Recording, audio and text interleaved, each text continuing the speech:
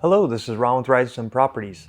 I've been a real estate agent for about 2.5 years now. I joined Rising Sun Properties about a year and a half ago, and we've been focusing mainly on purchasing. So I have a lot of insight into the purchasing process and things to do, things not to do, things like that. So I wanted to make this video to help people, set themselves up for success, I guess. So, the main thing I would say when you are interested in searching for properties or buying a property in Japan is do your research. That seems pretty simple, but I have a lot of people contact me saying, I have this much money, what should I do? That's not a really good way to be successful, to be honest. I think some of our best clients have been very well educated.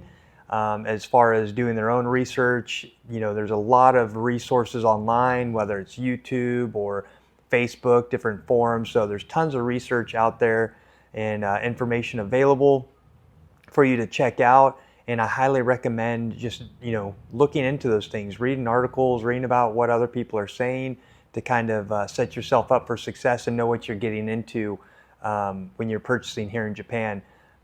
I would say 80 to 90% of our clients are looking for a second home. Maybe they live in America, Europe, Australia, and they're just looking for a kind of getaway home. So all these people, what they have in common is they've been to Japan, they've traveled here, they have history here, and they want a second home because it feels like a home away from home here. So if you've never been to Japan and you're curious about purchasing, I would highly recommend coming to Japan first and traveling around, go to areas that you're interested in purchasing in and getting a feel for the area to see if it's really something that you want to move forward with. I mean, it's a big decision. Property is cheap here, but in the end it is quite a bit of money. So you want to make sure you're putting your money in a place that you're going to feel comfortable with for years to come. So highly recommend, if you haven't been to Japan and you want to purchase here, to come to Japan first. The main thing I would say, one of the things that I hear a lot is people ask me, where should I purchase? I really don't like to answer that question because what I like is going to be much different than what you like, your preference, your areas, things like this. However, I always do recommend Kansai area. Kobe is great. Not a lot of tourists there. You get the home properties are quite good for the value. Tokyo is very expensive, so if you want to be near Tokyo for whatever reason, just expect to pay a lot more. But I would recommend personally Kansai area, Kobe, outside of Osaka, stuff like that. But in the end, it's really your decision, so it's up to you to make sure you know the areas and have a feel for what's going on and know that you want this particular area.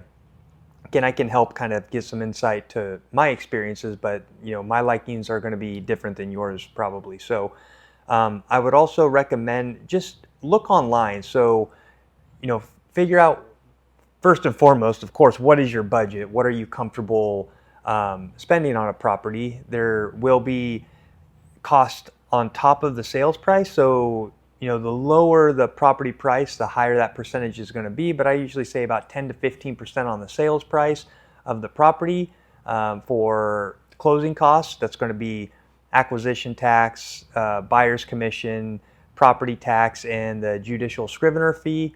I'm going to make another video about all that stuff later. But keep that in mind. So do your research. When people contact me, we have an initial call. Our initial call is at no charge. My favorite clients are the ones who have done a bunch of research. We've looked at hundreds of properties online.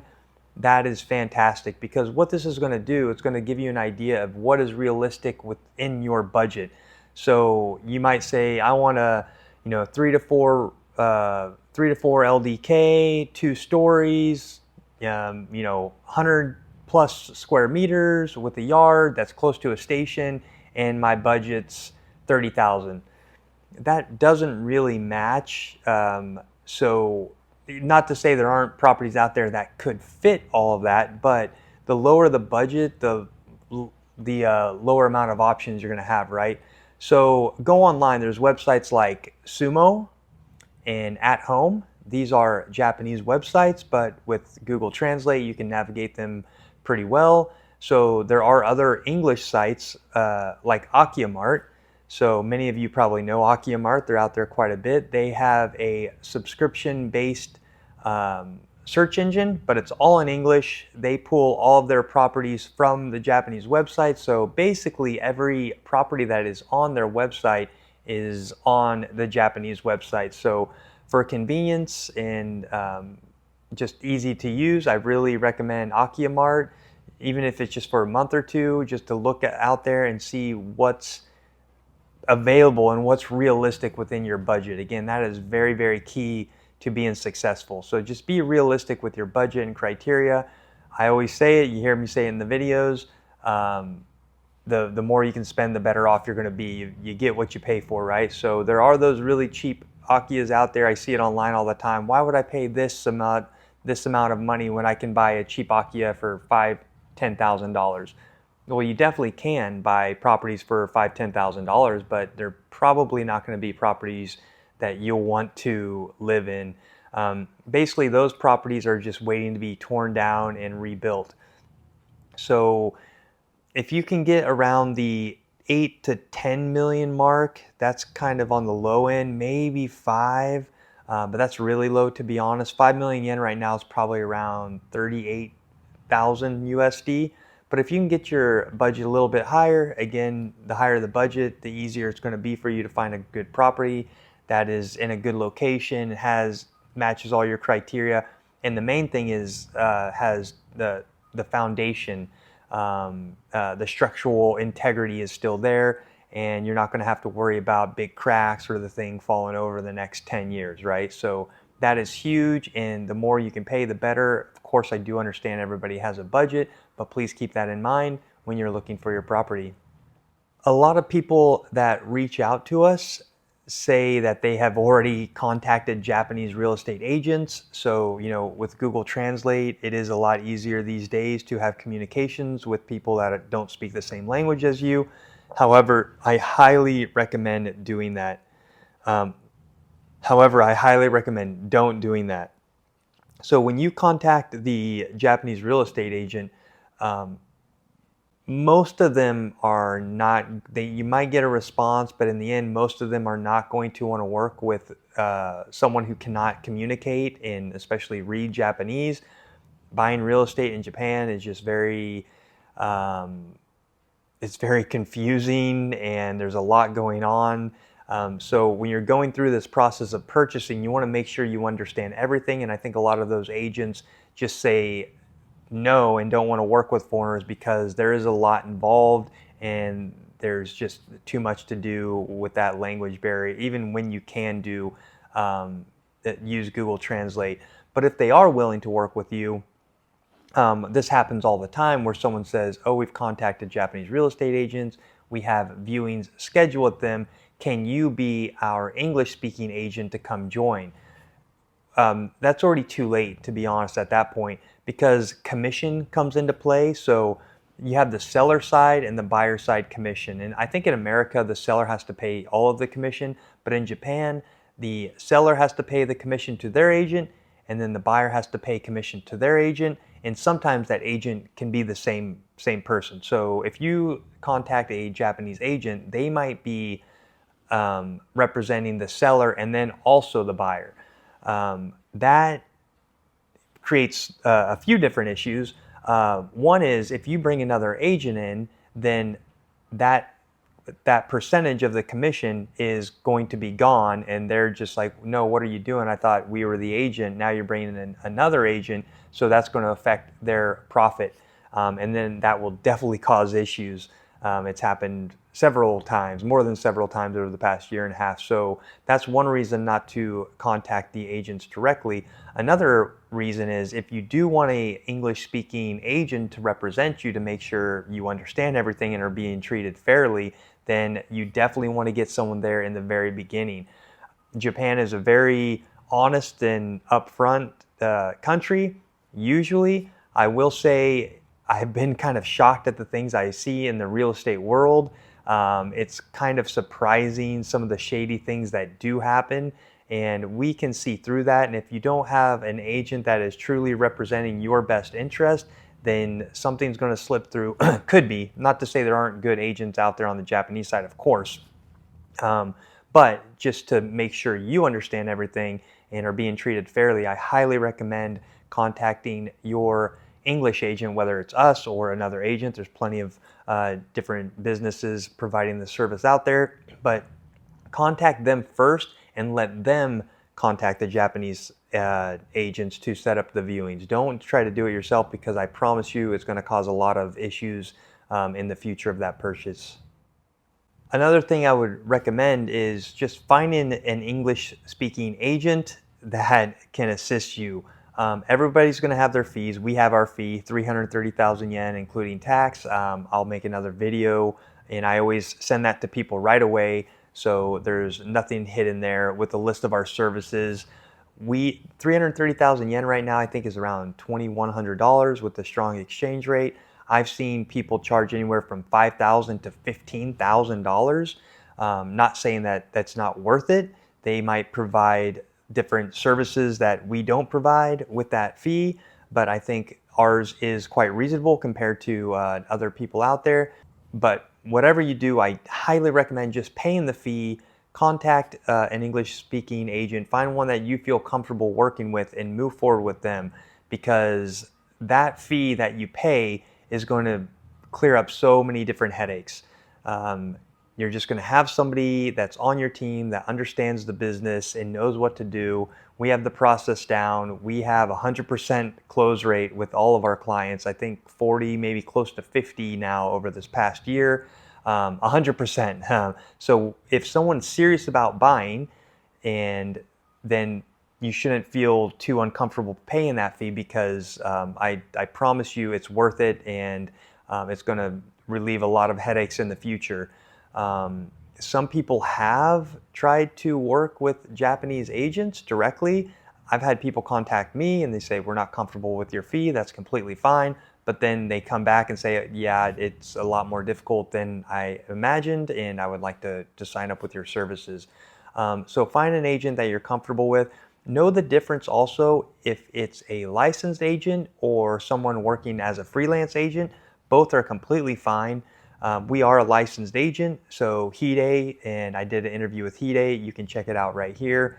Hide is one of our licensed agents. He's the president of our company. He has 35 plus years in real estate experience, so a great guy to have on your team. We also have Mayumi in the office. She is also a licensed real estate agent.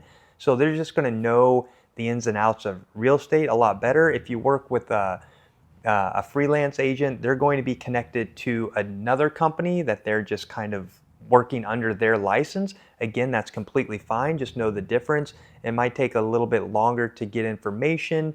They might not know some of the specifics about the deals. Every single deal is going to be different. Every single home that we have sold is going to be different. It's like a snowflake, really. There's always going to be some kind of challenge, something that pops up. You know, you would think you've seen it all over time, but there's always something new that pops up. So we are able to navigate that very quickly. Hide's, you might not speak with him directly, and actually you might at some point, but he's always on your team, and everything that we do goes through him. If I have any questions, I send him a message, and again, he has lots of experience and always has the right answer. So make sure you find an agent that you feel comfortable working with, pay their fee. I promise it's going to be worth it, and move forward with them. One other thing I would recommend is, you know, like I said, do your research for sure. Look for the homes, look for properties online, see what's out there that fits your budget, your criteria, and homes that look pretty good on photos. Of course, we have to go do the viewings and ultimately do the inspection to find out exactly all the details about it. But I would recommend not, you know, clients who want to know every single specific detail, it can get a bit challenging, to be honest. So we've had clients that really want to know every little detail about a purchase.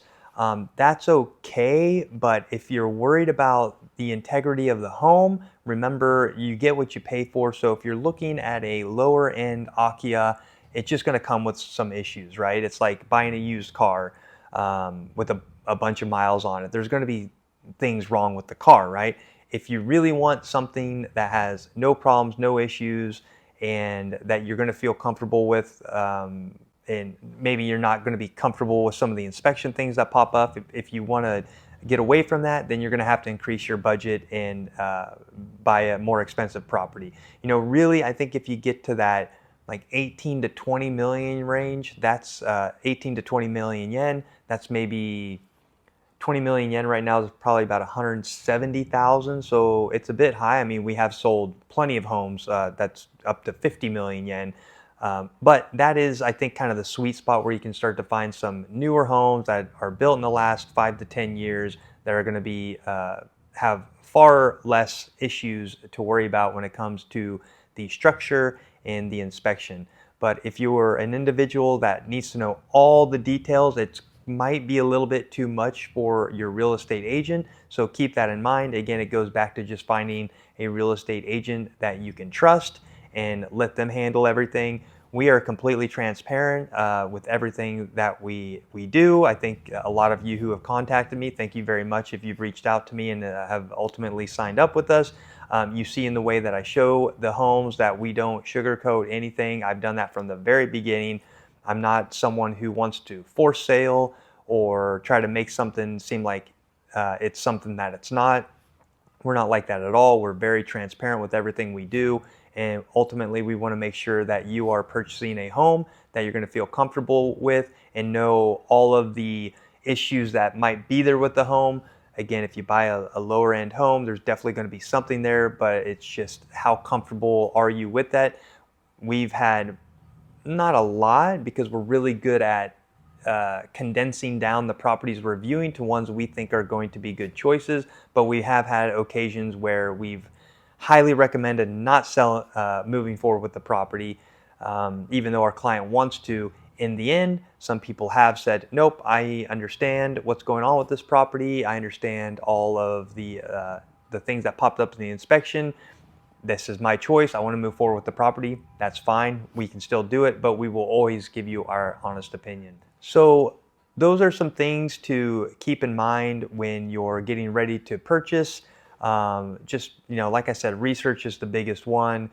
Find go online, search for properties on At Home, Sumo, Akiya Mart. There's a few different websites out there that you can look at.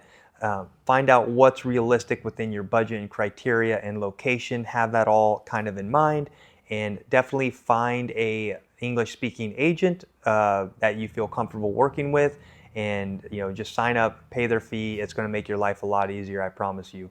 Thank you guys so much for watching. If you have any questions about the purchasing process or any experience you've had that you would like to share, please do so in the comments. If you'd like to set up an initial call with us at no charge, you can contact me directly at my email or my phone number. I'm on WhatsApp there as well. It's at the beginning and end of all of our videos. Thank you guys so much for watching. Happy hunting.